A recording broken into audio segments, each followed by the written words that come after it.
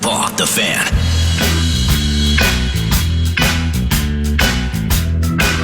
Tatum Everett, Vikings Entertainment Network, and Vikings.com joins us from the Indianapolis Scouting Combine. And you had quite the eventful evening last night, from what I understand. I don't exactly know how it went, but when you and I chatted by the baggage carousel yesterday setting this up at the Indianapolis airport, I know Brian O'Neill's name was mentioned. Yep. So what did you do last night? So last night we held a Q&A with Brian O'Neill and a Vikings trivia game. It was very fun. Ooh, 50 can you hit questions. us with some? Yeah, sure. Well, the last ones I remember were pretty easy. Yeah. Who are the best fans out there in the NFL? Well, Pete says Cleveland Browns. I'd probably go Jackson. Gotcha. Yeah, Yeah, we get it. yeah. So was Brian here? Was he? No, Brian is currently training in Florida. Got it. He's actually pretty excited because he was saying that the last two off seasons for him have been a little bit more injury riddled.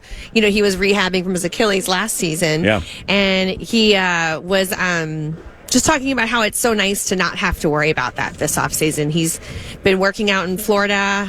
Him and his fiance are down there. He's getting married soon, so they're going to honeymoon. So he's just got a lot going on, making sure he's going to be really good and ready to go in 2024. We just got to get him to not chase down interceptions, because that's how Very true. That's how he hurts Yeah, himself. that was Lambeau, right? Yeah, Yeah, it happened a couple of times, right? It is Right. Yeah, so- When you come to when you come to the combine, have you already interviewed Daniel Jeremiah? Yes, I did. So we will have that coming down the pipelines. Daniel, I think, likes to do his interviews pretty early on Tuesday. Yeah.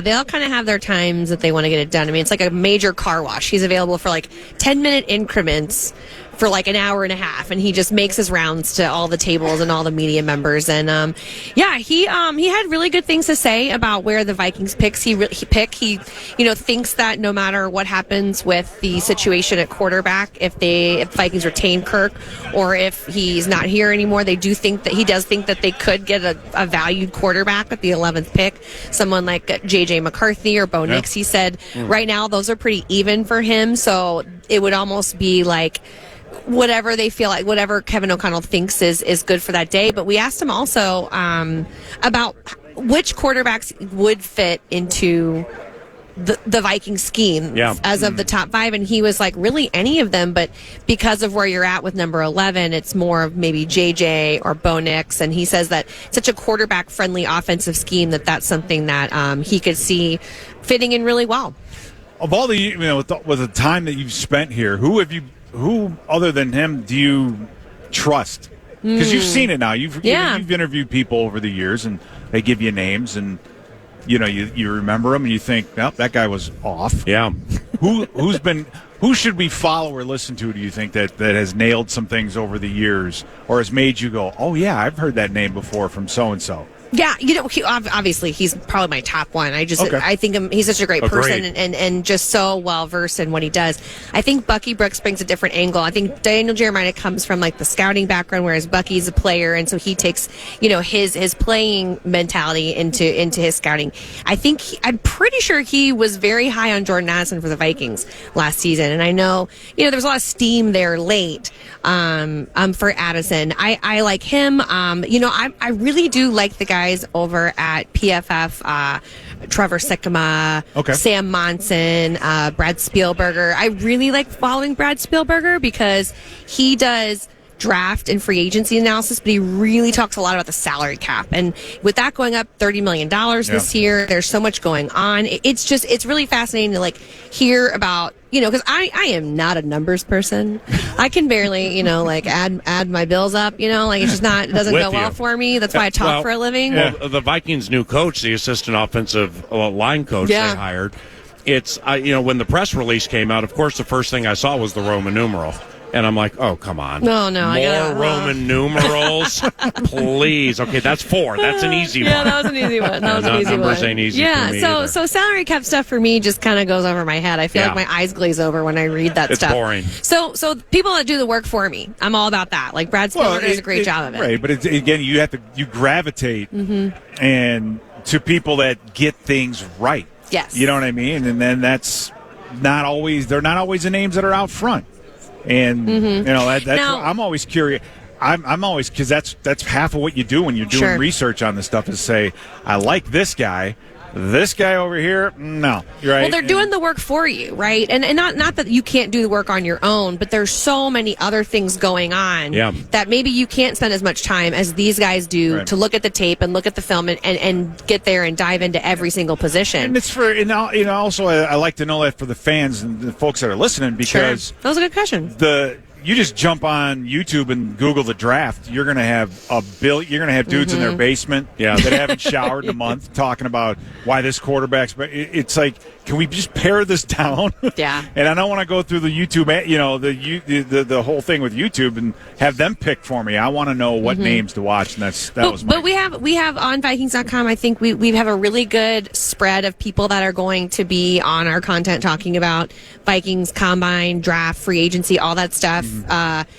The VP of Summer Sports, Eric Eager, a very well-respected name within our league. Yeah, he's cool. He's very cool. He's going to be on there. I don't know if we've had him. Yeah, I met him past. years ago. He lives in Chicago or something. Yeah, so he's going to be. We're talking to him today. We're going to the CBS set and talking to Pete Prisco. We're going to talk to Ryan Wilson, who is working over there. And so there's going to be a lot of, I think, different names this time around. We're not just doing NFL Network and whatnot. So I'm excited. And lastly, with the combine, there's a certain covenant catch-up to it where you see people with whom you work, you text, how are things with your squad, and then you see them and you catch up and stuff like that, which inherently will lead to conversations about teams. Like, hey, what do you think about, like, say it's Tennessee?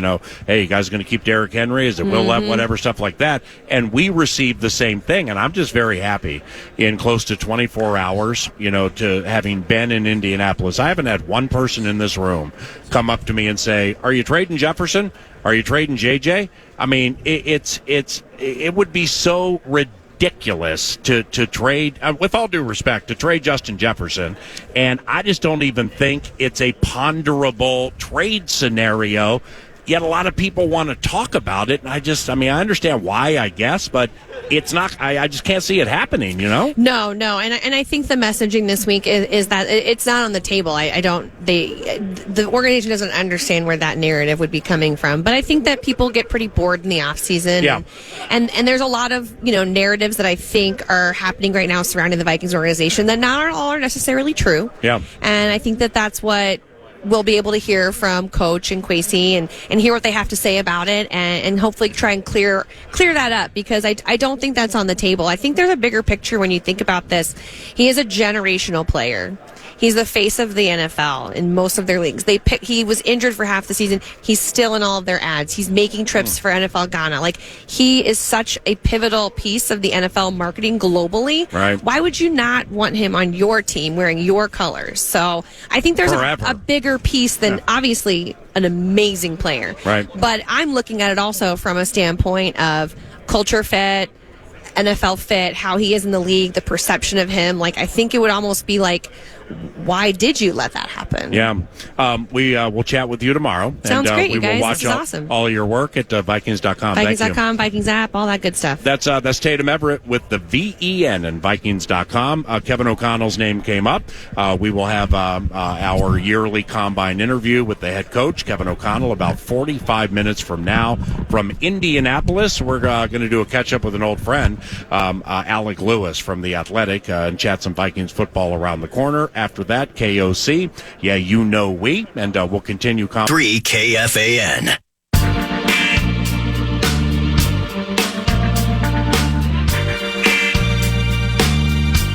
You're so wide-eyed right now. I mean, this is the second combine for you, right? Yeah, I love it. Okay, I know you love it, but you walked in and...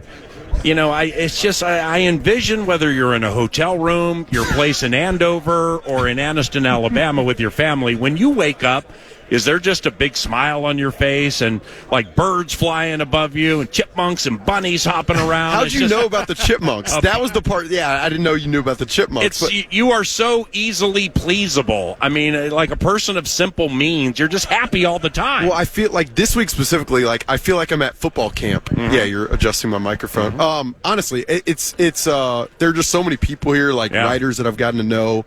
some team people, and then agents like you always talk about, Tom Condon that I'm close with. And how is Mr. Rosenhaus and his family? Are they doing well? Thank you for asking. No, I appreciate it. No, I legitimately though. I mean, it's one of those weeks where you kind of restart, think forward, and it's you realize like how grateful you are for the job, how fortunate, and so Amen. Yeah, that's why I'm so bright at. But you're hilarious. That's why when you see Alec Lewis, no, I didn't mean stop your sentence. It was like just stop with the effusive praise, but I do love you. Alec Lewis, athletic, covers the Minnesota Vikings. Alec_Lewis is where you find him via X. And we're at the NFL Combine, Peter. Well, we've never met officially, so we had a chance to talk a little bit. And initially you're talking about people and the stories and getting to know folks. What do you think about Kevin O'Connell?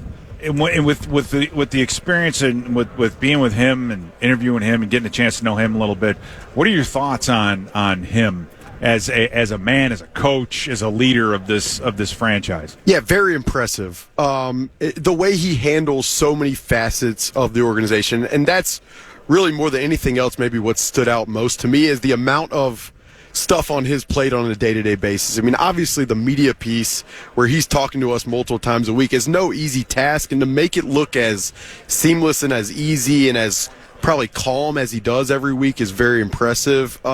You talk to players in the locker room and just the amount of the amount they put in kind of because that's what he demands is always impressive to me. And so I've been around a lot of coaches. I covered Major League Baseball for 3 years, so I met some managers who are maybe more curmudgeon-y than others. Like Whitey Herzog? Right, exactly. Whitey, Ned Yost. Yep.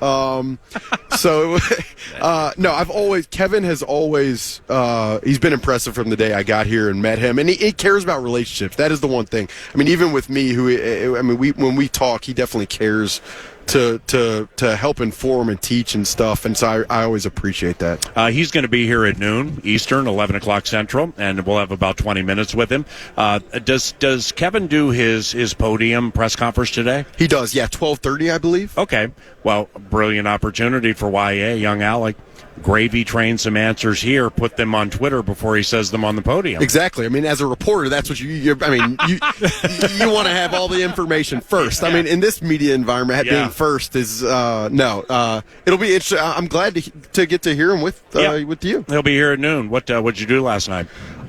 We had an athletic summit type thing. Wow. So all of our editors, all of our creative talent director, editorial folks were in town. We had a lot of meetings about growth, vision, metrics. There were a lot of very high-level conversations being had, so it was fun. Was the editor-in-chief of the New York Times present? No, not the New York Times, but the athletics editor-in-chief was here. Excellent. It was interesting. I had a conversation with one of our higher-ups whose family's from Minnesota, so he was peppering me with questions about Kirk Cousins, and hopefully I gave him enough information for him to think that I know what I'm doing. So, Alec Lewis, the athletic, I don't know, I haven't been in the facility in 6 months. I have no idea. What are you talking about? I mean, Cousins is the A topic it should be for Minnesota Vikings fans, media members looking to break stories or write stories, and even doing like what we do here, doing 9 to noon. And in chatting with a fair amount of people who, from Adam Schefter to Jordan Reed, ESPN,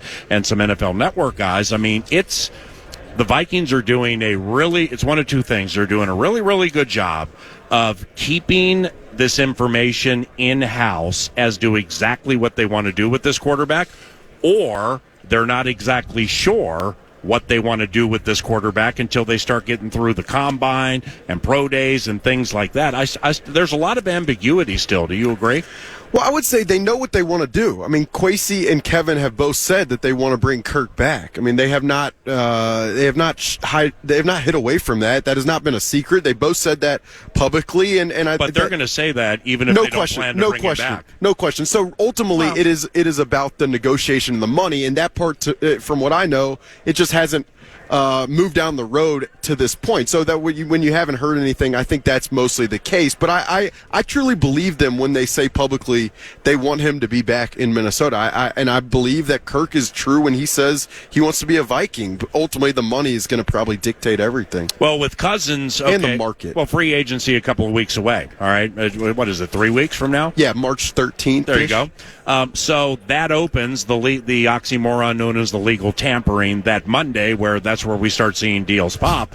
Do you believe if Cousins gets to that point that like Monday morning, Tuesday morning, before free agency but legal tampering, that we will see a story that he went immediately somewhere, like Atlanta, Pittsburgh, somebody jumped in and got Cousins immediately, or could it be the Vikings are going to let him see what's out there and roll the dice that way, and then maybe a week into it, he's still looking for a team? It's possible, but the Kirk Cousins dead cap hit, which is $28.5 million, will hit the Vikings cap if he is still if he gets through March 12th and he becomes a free agent. So in order to move that money around for years in the future, you would have to strike a deal if you're the Vikings with Kirk Cousins before that date. And so to me, if it gets past that date, it would be it just becomes much more complicated to make the money work for future years to bring him back. So you're on the lookout like every day. 100%. Yeah. I mean, this week, to me, is at least going to set the foundation for what happens. And I would expect in the next 3 weeks us to have a pretty good idea. This is Alec Lewis of The Athletic and TheAthletic.com from the Indianapolis Scouting Combine. Sadly, for a second consecutive year, Nordo couldn't be with us. Hopefully he's able to join next year, but whenever we have the opportunity, we like to include him in not only the conversation, but with some questions. And Eric has a question for you. Nords? Absolutely, and it's all because I broke that access a couple of years ago. So, it's getting a little punitive around here, holding me back from Indy, but maybe next year. Alec, you're talking about Kevin O'Connell and how impressed you've been by him and entering a third offseason with this regime, as we'd like to call it. Have you identified budding trends or tendencies with them in terms of how they lean in the draft, how they're handling free agency? Now, these are unprecedented decisions that are in front of them. I get that. But maybe the trend is a lack of a trend with trying to figure out how Kwesi and KOC, that brain trust, will be operating over the next month and a half or so. Yeah, I'd say the one trend for me, and it's specific to free agency, is they have not paid premiums on the market. They have sought kind of high upside, undervalued guys who have maybe been injured, and that's really been the trend through free agency. They have not paid a gigantic contract to anybody, who, which makes sense. I mean, Kwesi Adofo-Mensah we know his background. I don't have to rehash that again. But what he does is he's trying to maximize his assets, and paying a guy a lot of money on the free agent market doesn't really lend itself to that. So that's really, to me, the one trend. In the draft, it's harder to say. I mean, that first year, obviously, they traded down and drafted some positions of need. And then last year, they did not trade down, and they chose the best player available, which was Jordan Addison. So, to me, it's hard to really, with the few amount of assets you have in the draft, it's hard to really dissect trends in that regard from my standpoint. Now, with that, Alec, if I must just follow up quickly, then the idea of, we're dream weaving here, we got a little cash in our pocket, the first thing we want to do is spend it all. When you hear names like Antoine Winfield Jr., who will command a heavy dollar on the free agent market, you hear about Christian Wilkins, you start making the connections to Flores in his time in Miami. Those might be a couple of those high dollar, heavy contract hits that this team hasn't shown necessarily, at least at this stage. Again, big decisions on the table too. They haven't shown that the willingness to go all in on that type of free agent ticket.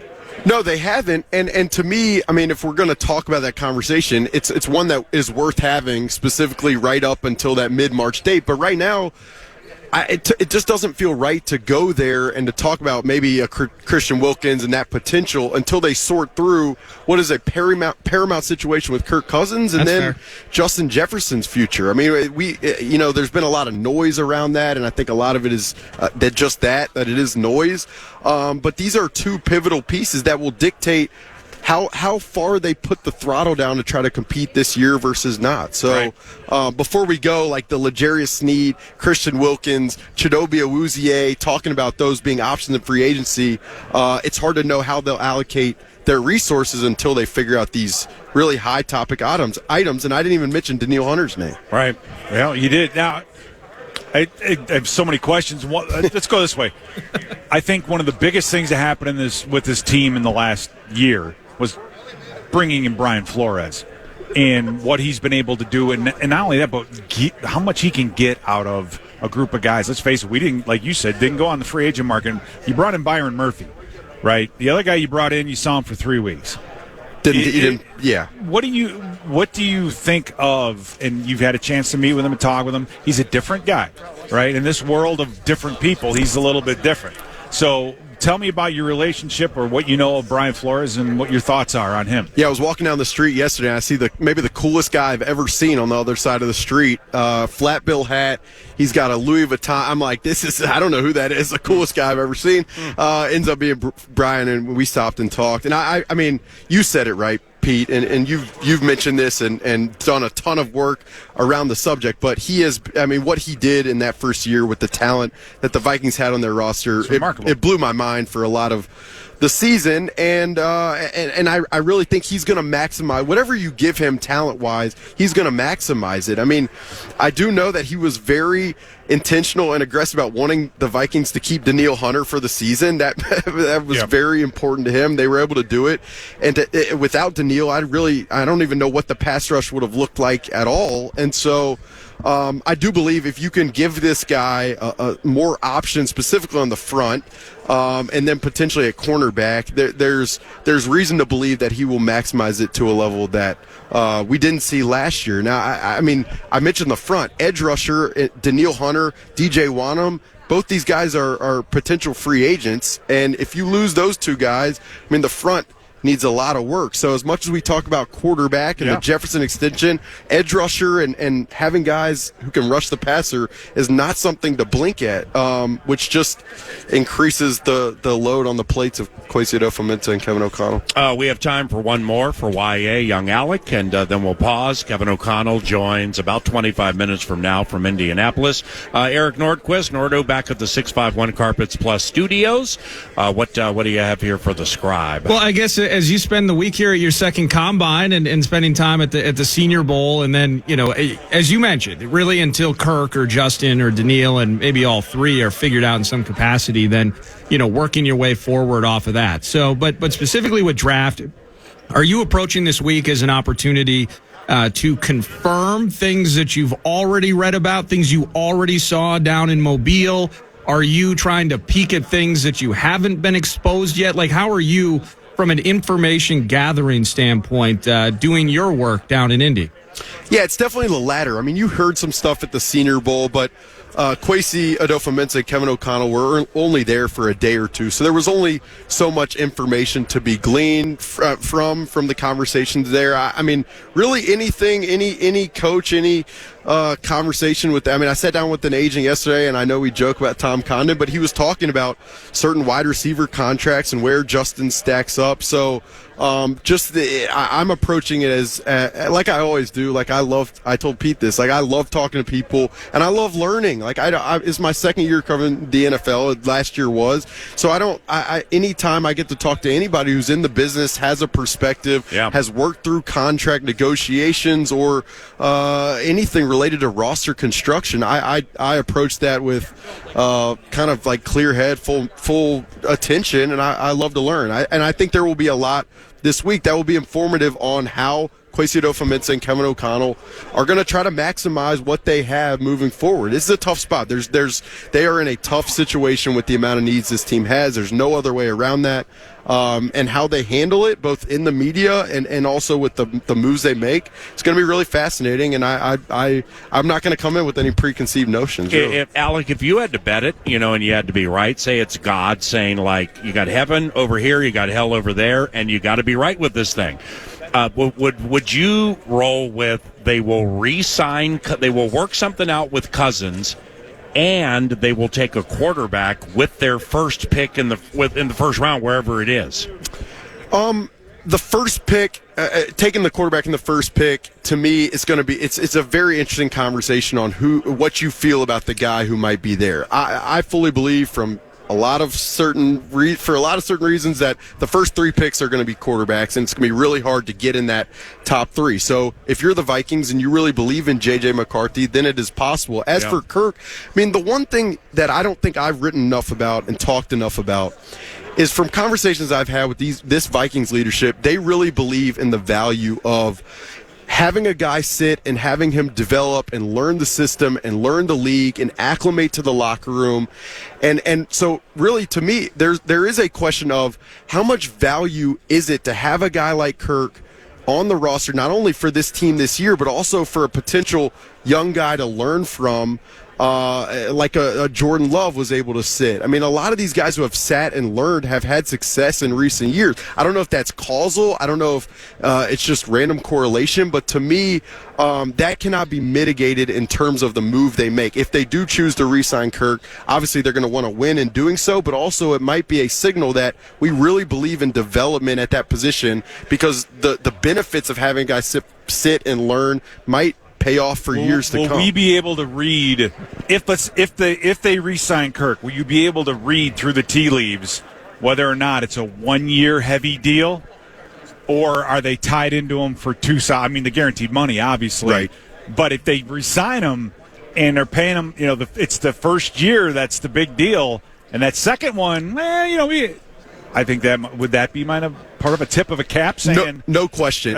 And to me that's really when I talk about money and market and structure. I mean, whether another team might be willing to go 2 years and really commit with no trade clause. I mean, whether the market is willing to pay him that versus the Vikings, that to me will dictate probably what happens. And I do think whatever happens with the money, you will understand maybe why another team was willing to go and commit that much versus the Vikings or vice versa. So that is the ultimate question. Kirk said when he spoke to us in January, it's not so much like with the money, but what it means and what it represents. And for me, that was a conversation about structure and how much you're committing and how much time you're committing.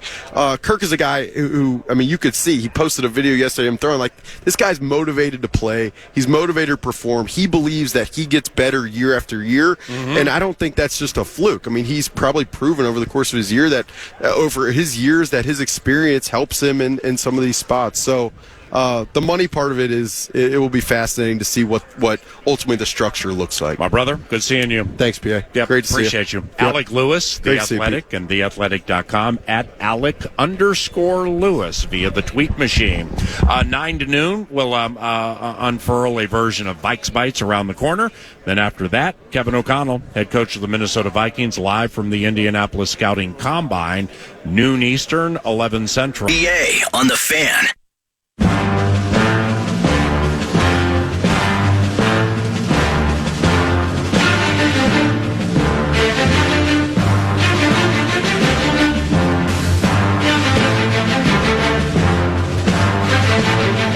Back to Indianapolis, Indiana, and the National Football League Scouting Combine. A cavalcade here at Indy as part of the Vikings Entertainment Network and Vikings.com. Very nice to ship all of us to Indy for the Combine. Excellent Vikings.com work coming up with interviews with the likes of Daniel Jeremiah of NFL Network and so on. And Pete Bursich and Gabe Henderson are co-hosting with yours truly, Paul Allen, this year. And Pete's chatting with, I think, former NFL head coach Dave McGinnis. He was the coach of the 2003 Arizona Cardinals team that put that nasty loss on the Vikings with McCown to Nathan Poole. And it's that one. So that's all you had to say. Right. I've gotten to know Dave a little bit from when Tennessee had the joint practices last year, and he's the analyst for the Titans radio network. So, like at 8:30 this morning Eastern, I sat down with McGinnis and taped a 10-minute interview, chatting a little bit about that game. Titans are on the Vikings schedule this year. We go to Nashville, so some Titans steam coming up a little later. But that's what you do at the Scouting Combine. You just bounce around and chat with people, and Gabe Henderson's done with a conversation that he just had, so he joins us now, and Nordo has Vikes Bites provided by Thousand Hills, lifetime grazed, grass-fed beef, a Clearwater, Minnesota company, 20 years strong, delivering awesome products. Go to lifetimegraze.com. You can learn about regenerative agriculture, but then you can also shop online, and they send this giant box of meat to your house. It's really a beautiful thing. So Thousand Hills, thank you so much. I want to start here with you guys in the mix. Kirk Cousins, and you mentioned it, Alec mentioned it, that you see that social media post out there. He's throwing, he's on the tennis court, he's looking good. We're having visions of the 5-step drop, Justin Jefferson wide open, and it's a touchdown. But is that video, based on when it was posted, is it for the fans, is it for the team, or is it for agents to reference while having drinks with general managers at the bar above St. Elmo's?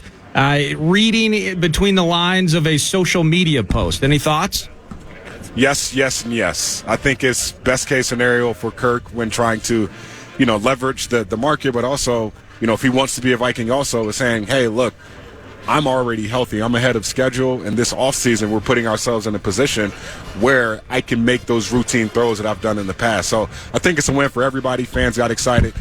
Coaches and general managers at St. Elmo's got an extra shrimp cocktail just because of that video. So every party is probably happy when it comes to that, in my opinion. It does have a marketing side to it. Yep. I mean, Kirk loves the fans. Kirk loves those who, have game-worn 8s, either from the WTF, WFT days to Minnesota Vikings days. All right, so he's loyal and dedicated to them.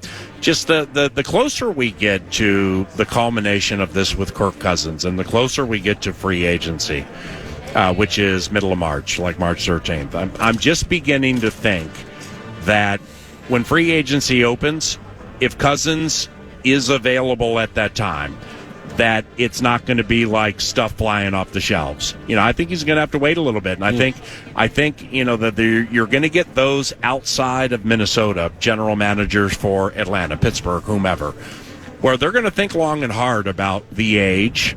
Now, it's often injury, but injuries are rare with him. But nevertheless, the age with the injury. And, Kirk has been quite vociferous and spoken loudly about it at times, the importance to him of having the same coordinator and or coach year after year after year.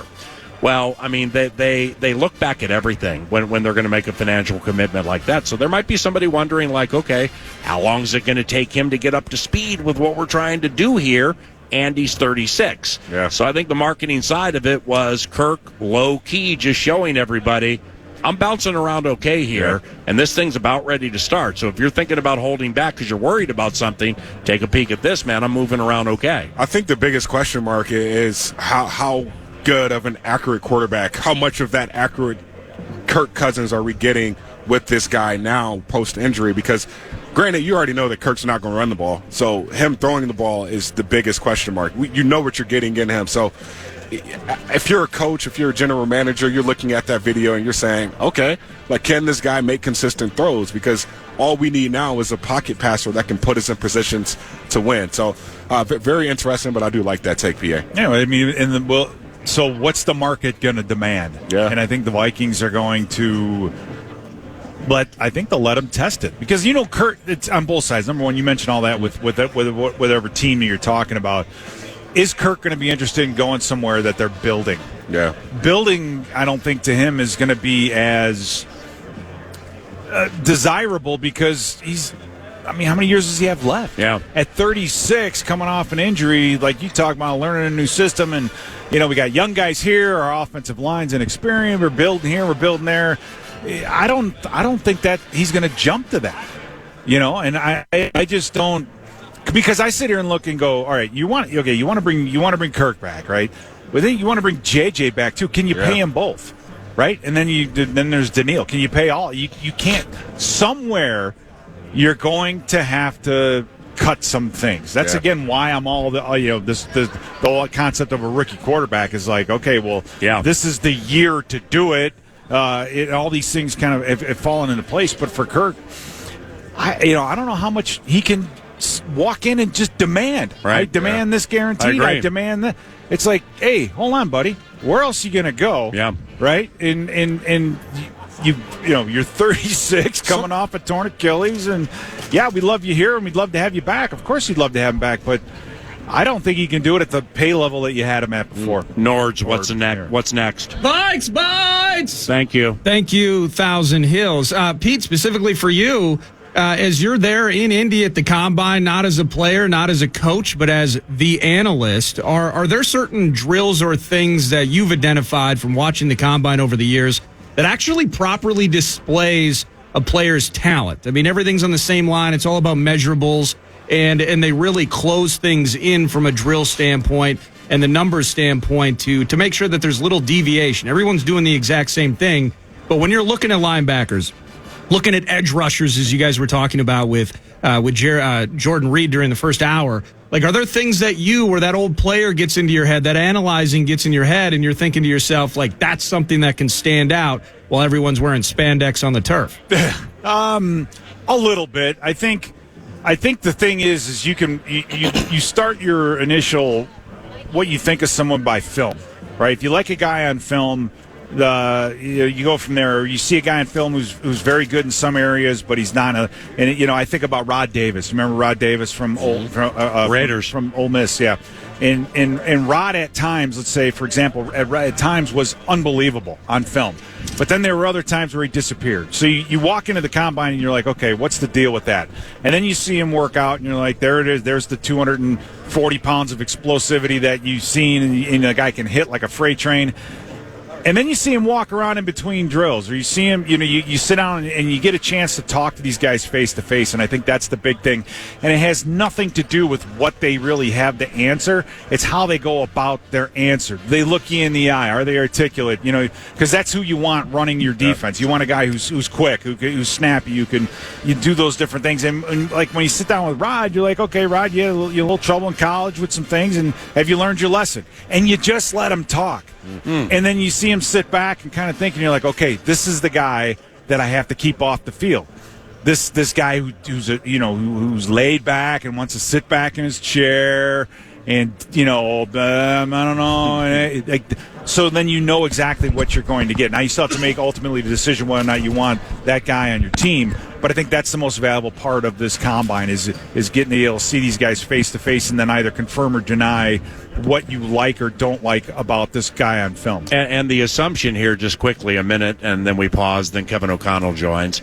But the amount of head coaches and amount of coaches that aren't coming to the Combine this year for the interviews, there will be personnel people and scouts and those who have followed those players in these JW Marriott hotel rooms doing the 20-minute interviews. But the coaches and maybe some general managers will see it via Zoom or see it via video. I just don't think you can get. I don't think you can get off of video what you want. Right. I think that, and this is just off the top of my head, Paul. When I was coaching back in the day, Cincinnati did not have a scouting department.